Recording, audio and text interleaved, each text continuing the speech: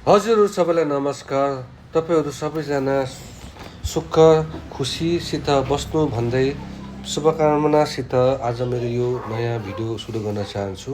र यो मेरो भिडियो चाहिँ घरमा राखेको 3 दिनको पूजाको हो। र यो पूजाको दिन चाहिँ हामी बिजनेस र व्यापारहरूलाई अलिकति पर पन्चाएर वर्षमा एकपल्ट घरमा पूजा गर्ने गर्छौँ। र हामी सधैँ ईश्वरलाई सम्झे तापनि यो दिन चाहिँ हामी लामा धर्मगुरुहरूलाई राखेर पूजा गर्ने गर्छौँ। र हामी विश्वास गर्छौँ हाम्रो पूजाले सबै जातिको कल्याण होस् भनेर।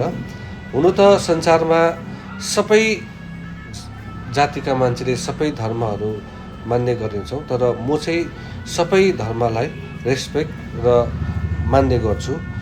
र आज चाहिँ मेरो घरमा चाहिँ मेरो आमा अनि मेरो वाइफ बुद्धिस्ट भएको कारणले गर्दाखेरि चाहिँ हामीले बुद्धिस्ट विधिमा पूजा गर्छौँ। र बुद्धिस्ट विधिमा पूजा गरेर पनि यो मेरो घरकोमा राखेको छेसमभित्र है बुद्धिज्मको अथवा माने भगवानहरू भए तापनि उहाँ त्यहाँभित्र म जिजस है, लक्ष्मी, गणेश अरू हिन्दू धर्मका फोटो फ्रेमहरू राखेर म विधि विधानसँग पूजा गर्न चाहन्छु। किन मेरो लागि चाहिँ भगवान चाहिँ सबै एकै हो है। र कोही बेला अन्जानमा गरेको गल्तीलाई माफ गरिदिनुहोस् भन्दै भगवानलाई पनि त्यो दिन हामी प्रार्थना चढाउँछु। हामी मान्छे हो नि त होइन, आफू आफ्नो स्वभावको हुन्छ होइन। कसैलाई केही भनिदिइहाल्छौँ र आफूलाई पनि कसैले केही भनिहाल्यो भने रिस उठिहाल्छ। रिसाउनु अनि कसैलाई मन दुखाउनु पनि त पाप नै हो।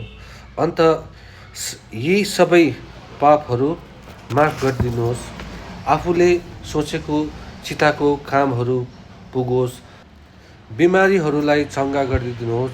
जति पनि दुर्घटनामा परेर मरेका आत्माहरूलाई शान्ति पुगोस् र नराम्रो ग्रहहरू सबै हटेर जाओस् भन्दै यसरी भगवानप्रति आशा राख्दै यसरी 108वटा बत्ती बाल्दै मन्त्रहरूको झन्डा हावामा फरफराउँदै आफू ढुक्क भएको महसुस गर्छु।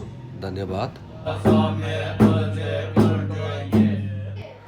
अब चाहिँ म तपाईँलाई एउटा स्पेसल रुम देखाउँछु मेरो घरको। यो चाहिँ मेरो एउटा हल थियो क्या पहिला पर्सनल। यहाँ चाहिँ मेरो पर्सनल जिम थियो।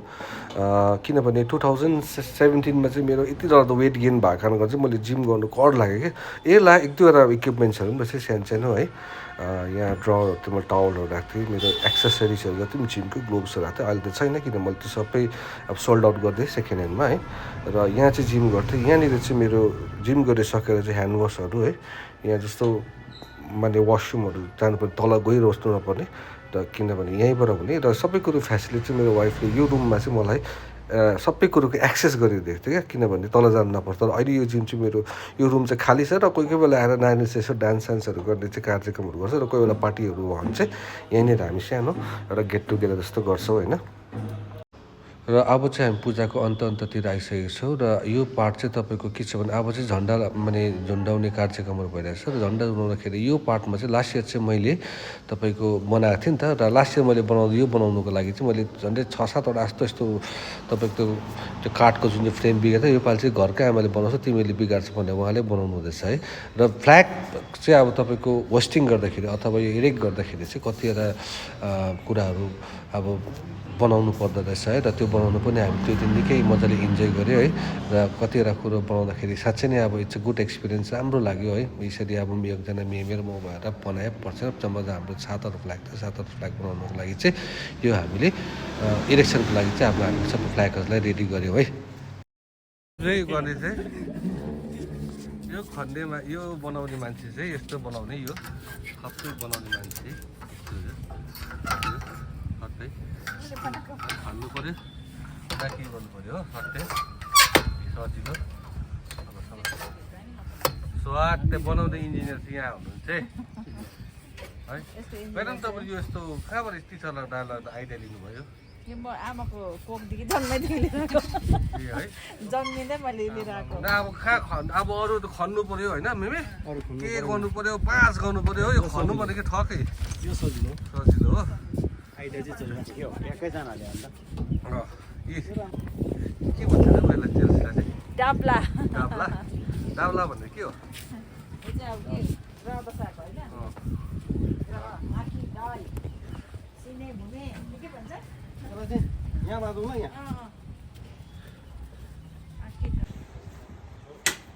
र फाइनली हाम्रो यो जति पनि प्लेस फ्ल्यागहरू छ सबै इरेक्ट भयो हामी ह्याङ भयो है र it looks very good beautiful है the weather is very good sunny day after long time and अरू हाम्रो यो जति अर्को यो फ्ल्याग छ यसलाई के भन्छ कुन चाहिँ फ्ल्याग भन्छ र Maybe is in the phone. He is busy with the call and yeah, it looks very nice, beautiful. Okay, the flag is waving with the winds. It's really mesmerizing views. See what a beautiful flags.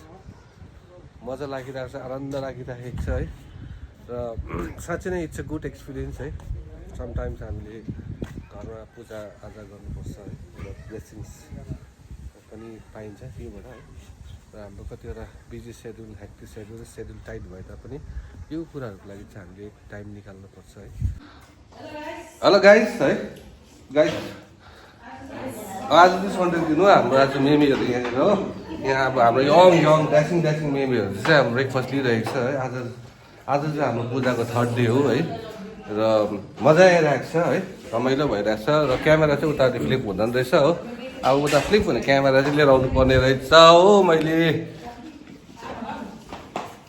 मेमीहरूलाई thukpa कस्तो लाग्यो अलिकति भयो हिजोको राम्रो कि आजको दामी हिजोको दामी हो अनेस्ट आन्सर है ए ल हिजोको चाहिँ मैले बनाएको नि त हिजोको चाहिँ मैले बनाएको थुक्पा हिजोकै मिठो भयो अरे निकै भोक लागेछ र पूजा गरिसकेर ब्रेड है चिज हो त्यो अमुल बटर ब्ल्याक टी यहाँ चाहिँ अब खाना पाक्दैछ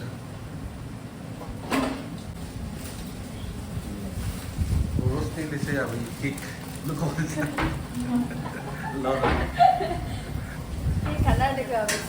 भोक लागेर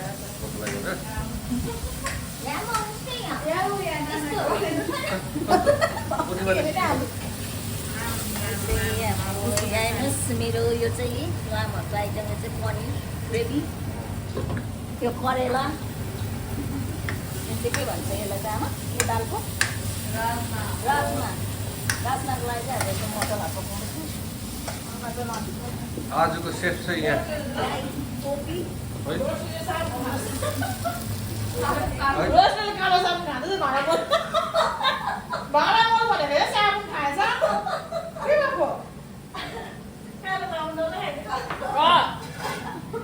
रोस्नी एक्सप्लेन गर्दा कालो साबुन होइन केक हो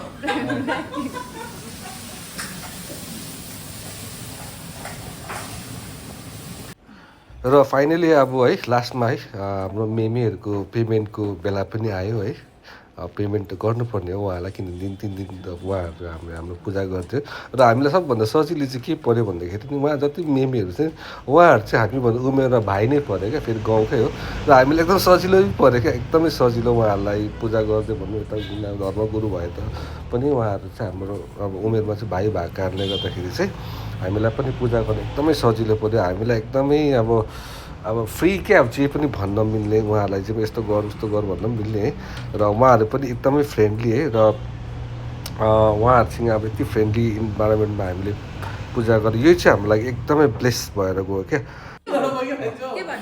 अब फाइनली हाम्रो मेमेलाई है धन्यवाद है पछि चाहिँ यहाँ शिव मेमे हो नाम चाहिँ शिव तर काम चाहिँ मेमे एकदम धन्यवाद है ल हुन्छ अरू खोइ अरू टिमहरू चाहिँ अरू गइसक्यो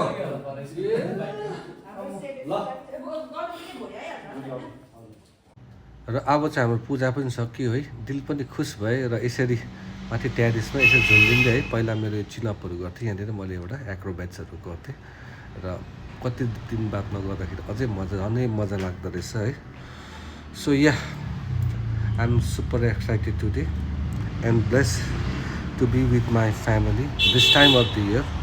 It's all about family. Nothing is better than you love with the people you love. So spending time with the family is like a blessing from the sky. So be there, love your family, love yourself. र यसै भन्दै आजको म video चाहिँ समाप्त गर्न चाहन्छु है So see you, take care, hasta la pista, bye bye.